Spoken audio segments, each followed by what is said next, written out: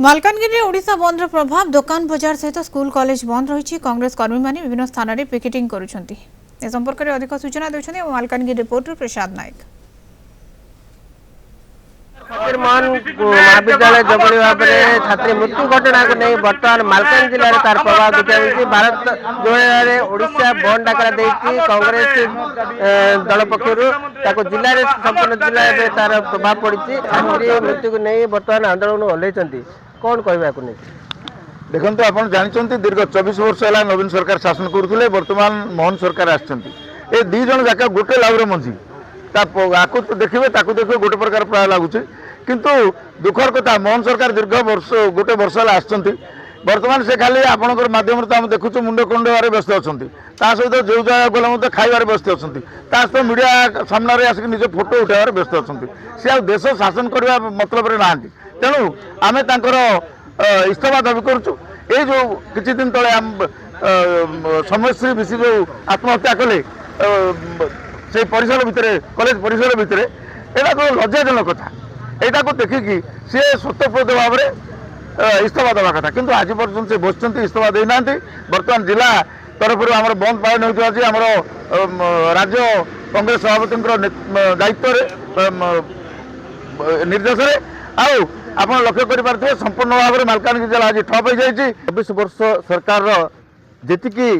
जो निर्यातित थिला ये जो वर्षे सरकार ताटू डबल हो गला तो से आम चाहूँ ये जो सरकार किसी समाधान करें ना तो कहीं रे आम चाहूँ मुख्यमंत्री उच्च शिक्षा मंत्री एवं स्थानीय सांसद विधायक समस्त इस्तफा दिंतु एवं गाड़ी छाड़ू। जो एफएम कॉलेज रो छात्री सौम्यश्री बेसी न्याय देवा दरकार थिला किंतु न्याय मिलला नहीं बोली से आज शेष प्राणत्याग करचंती कहीं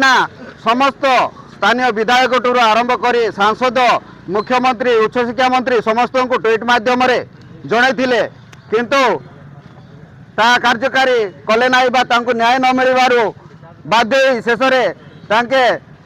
पेट्रोल जाली निया लगे देइचंती। मोहन माझी एवं उच्च शिक्षा मंत्री लोकाल विधायक सांसद समस्त इस्तफा देवाई आम दाबी जनाऊँ। एफएम कॉलेज रो जो छात्री जुबली भाव में मुख्यमंत्री उच्च शिक्षा मंत्री विधायक को ट्वीट करते जंत्रणा जहाँ अच्छी ट्वीट करते किसी पदक्षेप नेले नहीं जुबली भाव में से पेट्रोल डालिकी आत्महत्या कले ताठू निंदन घटना लज्जित घटना किसी ना। ये जो मुख्यमंत्री उच्च शिक्षा मंत्री विधायक इस्तीफा देवा आमर दाबी मुख्य दाबी अच्छी मोहन माझी एवं उच्च शिक्षा मंत्री तुरंत गाड़ी छाड़ू ना आमर ये आंदोलन आगे तीव्रतर भाव में प्रतिवाद आम स्वर जारी रखू। शुणुले जहाँकि जिला कांग्रेस पक्ष बंद डाकरा दी संपूर्ण गाड़ी चलाचल बंद रही भाव में आंदोलन तीव्रतर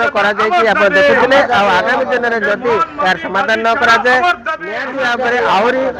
आंदोलन को तीव्रतर कर मालकानगिरी जिला कांग्रेस पक्ष कही।